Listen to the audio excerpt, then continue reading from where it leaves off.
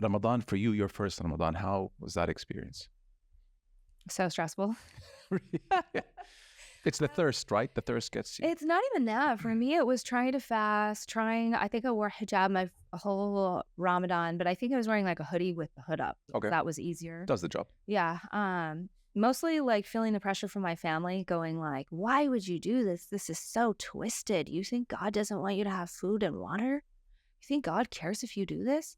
And so for me, it's like, I really like to think about things. And so I'm like, well, do you think God doesn't deserve it?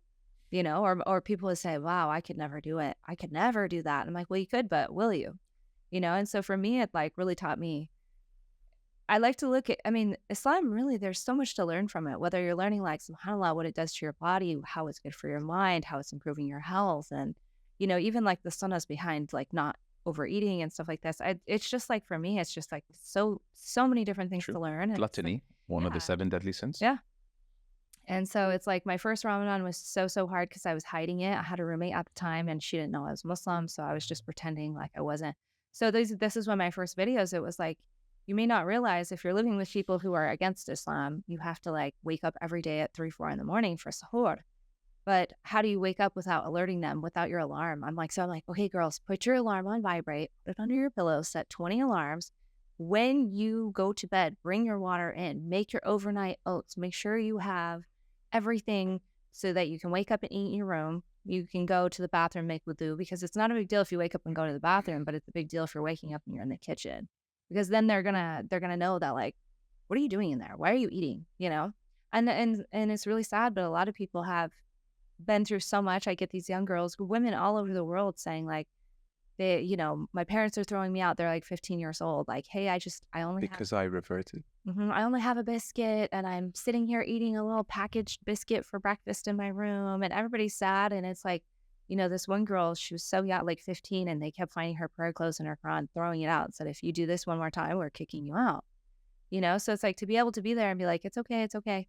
You know, like, do you know, like, because there's the pressure to like be the best Muslim you can and feel like you're doing it for Allah, but then there's also a stress where you're like, I'm not being a good Muslim and I'm hiding and this and this. And so it's like I hid my prayers for a really long time. And then finally it was like an act of rebellion where I finally like changed my name on Instagram. And then I was just finally like, stop telling me who you want me to be. If you don't love me for who I am, leave me alone. You know, it's funny when you don't walk a mile in someone's shoes. Like I never for a second thought of the person who has to hide them being Muslims and what they have to go through. And here there is someone who's providing hacks on how you can get over this complexity that you had to face. In the world where, especially in the West now, LGBTQ and all of that, being your own person, you're almost encouraged to, you know, show yourself in all your colors. I'm surprised that there is still pushback on those who want to express themselves by way of being Muslim. I mean, it's okay for the LGBTQ, but it's not okay for being... And that's the interesting thing. One of my first friends I made was in Tennessee. And so it's like we were just messaging, and it was just to have that sense of relatability. Like, okay, girls, so how do you do this? How do you hide your prayers? How do you... And it was, she said, my parents would prefer that I came out as LGBT versus coming out as Muslim.